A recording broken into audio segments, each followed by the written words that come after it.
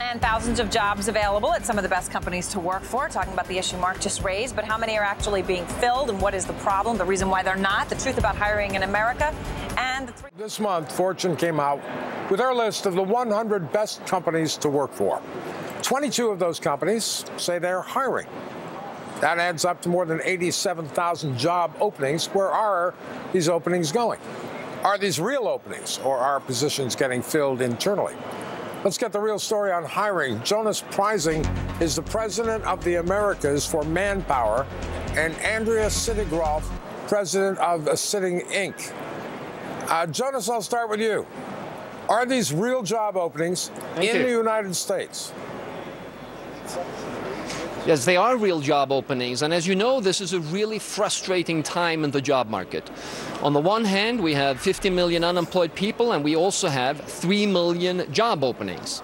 So what you're seeing is employers being very cautious about who they hire. They will wait for the right candidate at the right place with the right skills, and then they will hire. So it is a tough time for job seekers because employers are still very cautious. Employers are telling us it's a tough time for them because they can't find qualified people. What about that? Now, that is an interesting theme that we're also seeing here and talking a lot about in Davos. So this bifurcation of the workforce. And you think about the unemployment rate that we have in the U.S. at 9.4% in December. It's an average. The skilled workforce and the college-educated part of the workforce has an unemployment rate close to 5%. The non-educated, lower-skilled workforce has an unemployment rate of 17–18%. Youth unemployment is in the 20s. So there is a bifurcation of the workforce, which can become acute in some geographies and for some skills, even when unemployment is so high. Andrea, these are real jobs in your opinion as well? Yeah, I think they are. I think the difference, though, that the perception can be that if it's not a real job, for example, it's the difference between hiring externally versus internally. Folks might be hiring internally for sales positions, customer service, that type of thing. But the external type of opportunities are going to be those that have credentials. So, nursing, attorneys, software engineers, that type of thing. You can't very well, move someone from customer service to being a software engineer. So the external opportunities might be those where credentials are required as part of that job. I just want to clarify some things. You are a columnist for Women Entrepreneur, a division of Entrepreneur Magazine. You're the president of Sittig Incorporated, which is a sales training company. And you are finding that the job market is picking up, right?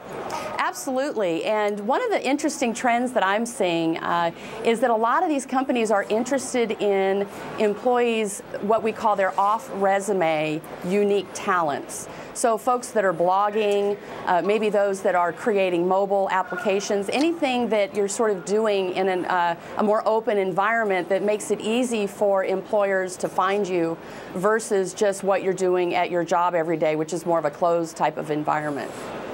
At the same time, that kind of underlines how necessary it is to be very careful what you blog, right? I mean, oh, yes, absolutely. It can certainly hurt you as well, and that's another excellent point. You don't want to blog about anything that you don't want the world to see. You don't want to put a video up on YouTube or something in Facebook or Twitter that you don't want the world to see, because they will see it, and it could hurt you if it's not completely what you want people to see. Jonas, if you were to address a group of, let's say, college students right now, what field of work would you urge them to look at?